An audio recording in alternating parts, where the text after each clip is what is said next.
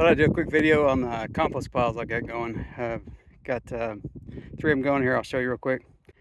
So this is the newest compost pile.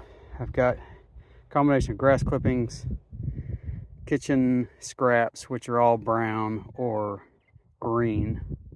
So any kind of peeling that's green or any kind of kitchen scrap that's brown that's not, like a protein. So we use like coffee grinds, any kind of vegetable or fruit peeling.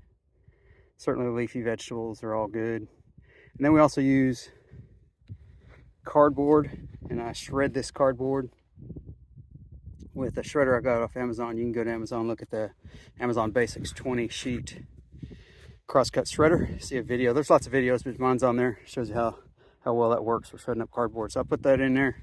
You can see part of it right there in this new compost pile. This compost pile right here is about a month old. It's just getting started. I used the dead grass clippings I got off my lawn, and so it's just now starting. I'm watering it down and getting everything mixed up real good in that one. This is the one from last year. I kind of broke it open so you could see it's starting to turn to soil pretty good. So it was the same thing, a lot of sticks, a lot of brown matter, and then all my grass clippings from the lawn. So that one's getting pretty close to being usable probably later this summer. This raised bed is from compost I started this time last year. Same technique. Green grass clippings, brown matter from either cardboard boxes or kitchen scraps. We use a lot of coffee grinds. And also we use the leftover ash from our fireplace and from our barbecue grill. So we do a lot of barbecuing over coals. So this one's just getting started. I just put these plants in here last weekend. And you can see this soil, it's really turned into a real nice loam. There's still a lot of organic matter. You get down deeper in this, and this stuff's turned to real good dirt. And this stuff is pretty solid in there. And it'll be rich, very rich in nitrogens and all the carbons that we put in there for the compost. So I hope this raised box does well this year. So anyway, so people will naturally ask me, how long does it take to turn a pile of grass clippings into a usable compost pile? Well, there's too many variables to give you a direct timetable. There's moisture, free biological activity in your environment. We've been in a drought out here in West Texas, and you can see farmers are struggling to keep their fields growing around here. So there hadn't been a lot of free moisture or free biological activity. I have a hard time finding worms right now. So it all depends. You can't rush it. This stuff takes its natural course based on where you're at.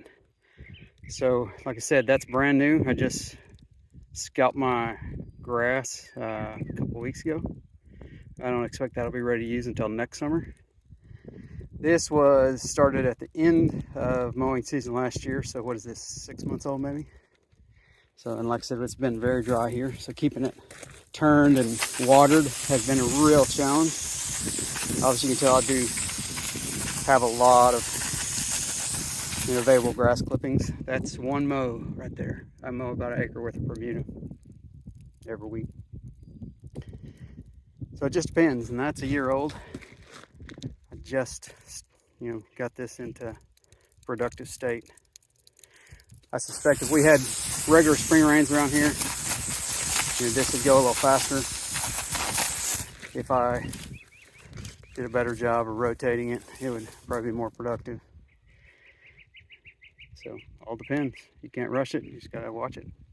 Let it take its course. There's always a question of when is the compost ready for use in like a garden raised bed. So I'll show you a couple ways I test. When you wet it down, compost is almost ready to be in a productive stage. Looks shiny when it gets wet. So you see how that one looks shiny in the sun there.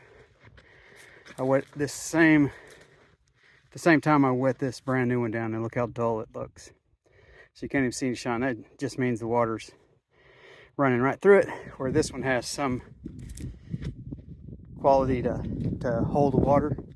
So that's when it's getting to a production stage. The other one is when you can run your pitchfork all the way into the compost. So if you run it into a fresh one, it's really hard to get the pitchfork to go into the compost pile. When you hit one that's almost ready like that, so this has some spots, it's really ready, you'll get it to where it'll just bury through there.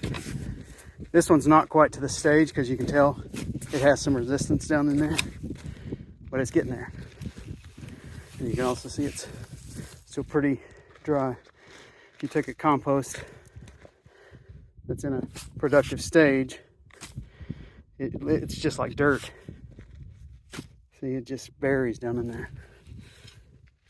So it's one way to tell.